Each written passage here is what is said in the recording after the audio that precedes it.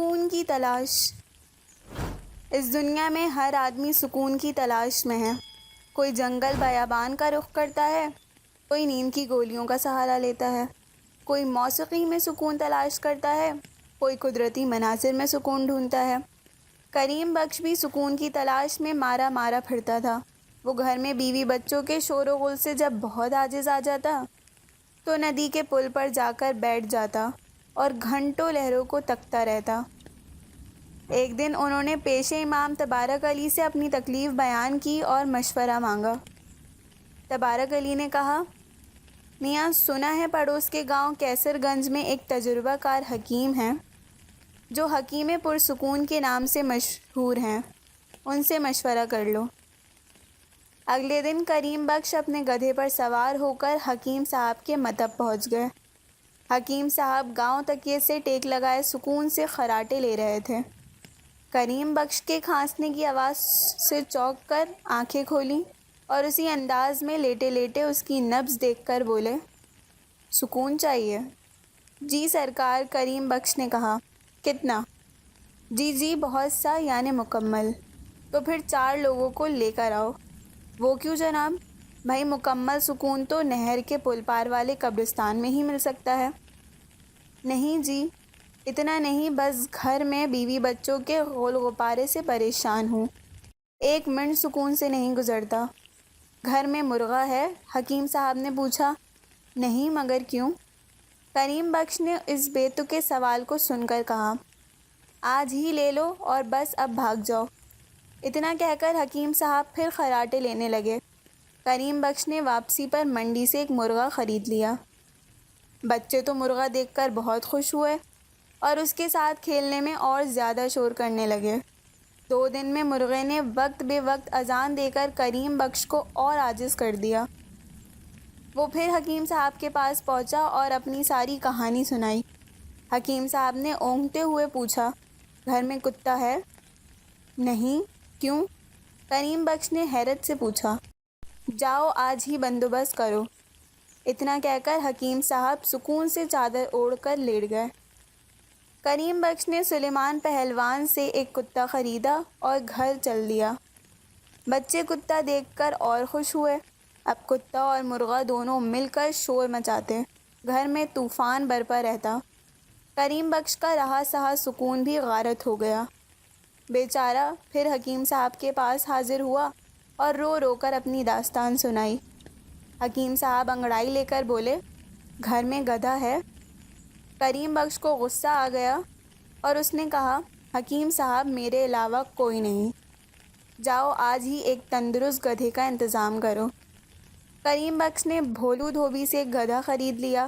اب رات کو مرغے، کتے اور گدھے نے جو شور مچانا شروع کیا تو محلے والے اکٹھے ہو گئے اور کہا، کریم بخش تم نے اپنے ساتھ ساتھ ہمارا بھی سکون غارت کر دیا ہے، فوراً ان جانوروں کو یہاں سے نکالو۔ کریم بخش پھر حکیم صاحب کے پاس پہنچے اور کہانی سنائی انہیں۔ گدھا واپس کر دو، حکیم صاحب نے حکم دیا اور کروٹ لے کر خراٹے لینے لگے۔ کریم بخش نے واپس آ کر آدھی قیمت پر گدھا بھولو کو واپس کر دیا۔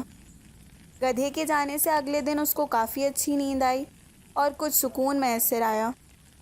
اگلے دن اس نے حکیم صاحب کو یہ خوشخبری سنائی، کتے سے بھی پیچھا چھڑاؤ۔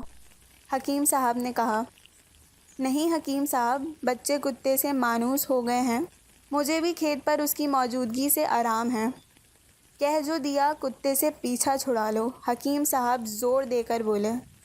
کتے کے جانے کے بعد تو کریم بخش کو سناٹا سا محسوس ہونے لگا۔ سکون کچھ زیادہ ہو گیا تھا۔ اس نے صورتحال حکیم صاحب کو جا کر سنائی۔ مرغے کو بھی حلال کر ڈالو، حکیم صاحب نے مشورہ دیا۔ اب تو کریم بخش سے برداشت نہیں ہوا اور وہ چیخا، حکیم صاحب یہ نہیں ہو سکتا، مرغے سے گھر میں سب محبت کرتے ہیں، جس دن وہ اذان نہیں دیتا لگتا ہے دن ہی نہیں نکلا۔ ابھی تمہارا علاج مکمل نہیں ہوا، جیسا ہم کہتے ہیں ویسا کرو، مرغے کا جانا ضروری ہے۔ حکیم صاحب نے سختی سے کہا، مرتا کیا نہ کرتا۔ بیچارے کریم بخش نے مرغے سے بھی پیچھا چھڑا لیا۔ اب اس کو ایسا محسوس ہوا کہ جیسے گھر میں کوئی ہے ہی نہیں۔ گھر کی خاموشی سے اس کو وحشت ہونے لگی۔ اس نے سوچا کہ اب علاج ختم ہو گیا، آخری بار حکیم صاحب سے مل لیں۔ اس بار حکیم صاحب بہت تر و تازہ سفید شیروانی اور مخمل کی سیاہ ٹوپی سر پر سجائے بہت خوش چاندنی پر بیٹھے تھے۔ جب کریم بخش نے گھر کے پرسکون حالت سے آگاہ کیا تو حکیم صاحب نے مسکرا کر کہا، اب تم ایک آخری کام اور کر لو، وہ یہ ہے کہ بیوی کو بچوں کے ساتھ میکے بھیج دو، ان سے بھی پیچھا چھڑاؤ۔ یہ سن کر تو کریم بخش غصے کو برداشت نہ کر سکا۔ اس نے چیخ کر کہا، حکیم صاحب، اب تک میں آپ کے لحاظ میں کچھ نہیں بولا، اب آپ نے بے تکے مشورے کی حد کر دی۔ میں ہرگز اپنے بیوی بچوں کے بغیر نہیں رہ سکتا۔ سارا سکون اور خوشیاں انہی کے دم سے تو ہیں۔ اگر ایک دن کے لیے بیوی بچے چلے جاتے ہیں تو مجھے گھر کی خاموشی کاٹنے کو دوڑتی ہے۔ اب میرے گھر میں مکمل سکون ہے۔ اب میں آپ کے کسی مشورے پر عمل نہیں کروں گا۔ یہ سن کر حکیم صاحب نے کریم بخش کو اپنے قریب آنے کا اشارہ کیا، پھر اس کے سر پر شفقت سے ہاتھ پھیر کر کہا، کریم بخش، میری یہ تمام باتیں تمہارے علاج کا حصہ تھیں۔ تمہیں اس حقیقت کا احساس ہی نہیں تھا کہ سکون انسان کے اندر ہوتا ہے۔ جو انسان اپنے اندر سکون تلاش کرتا ہے وہی زندگی میں کامیاب اور مطمئن رہتا ہے۔ جاؤ اب اپنے بچوں کے ساتھ سکون اور آرام سے زندگی بسر کرو۔